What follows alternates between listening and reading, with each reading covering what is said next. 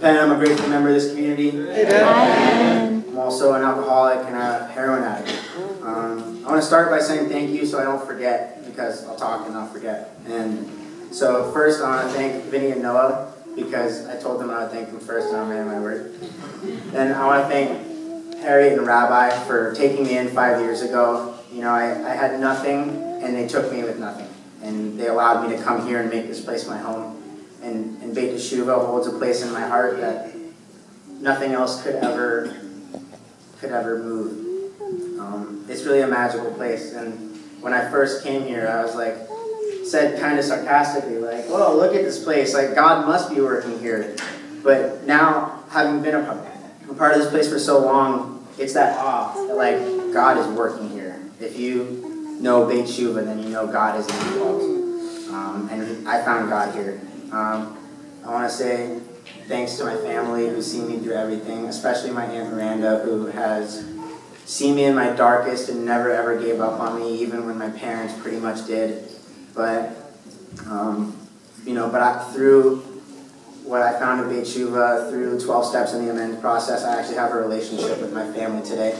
I've been able to make right the wrongs that I caused and take ownership. And also grateful to Shayna.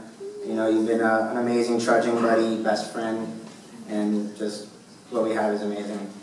So, you know, I wanted to, since I talk a lot, I wanted to just give a Devar Torah. And I didn't come with anything prepared, but when you were talking about the Parsha, something triggered, inspired.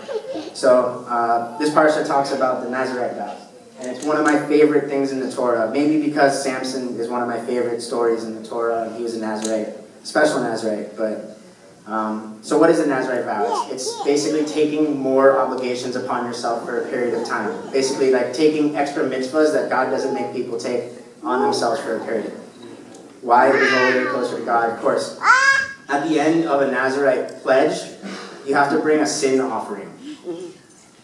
Sin offering, but you're making yourself holier, closer to God, taking more obligations. Why do you need to bring a sin offering? The sages, when I've been taught, teach that while taking these obligations on yourself, you've also blocked yourself off from other things that God obligates you to do. Some of the mitzvahs that God tells us to do, we can't do during a Nazarite vow. So we have to bring a sin offering to make teshuvah for distancing ourselves from God while trying to get closer to God. For me, what it says is that, you know, even when I'm trying to do my best, sometimes my will takes me aside, it takes me off course, and, you know, I have the opportunity at the end of even a good thing or a bad thing to realize where I have room to grow, to realize where I've made mistakes, and to continue to come back and find myself again down the road. And it's what Rabbi said, it doesn't get easier. It may be like you stop thinking about shooting heroin, but life continues to be life. And, you know, recovery, like if you go to any AA meeting, you hear them say, you know, we practice progress, not perfection. Spiritual progress rather than spiritual perfection. And, you know, that's really like a lot of people get stuck in perfection. They don't realize it's about progress. It's about one grain of sand a day. It's about dedicating yourself to a life of truth and honesty and seeing that we never get perfect, but we can always be better.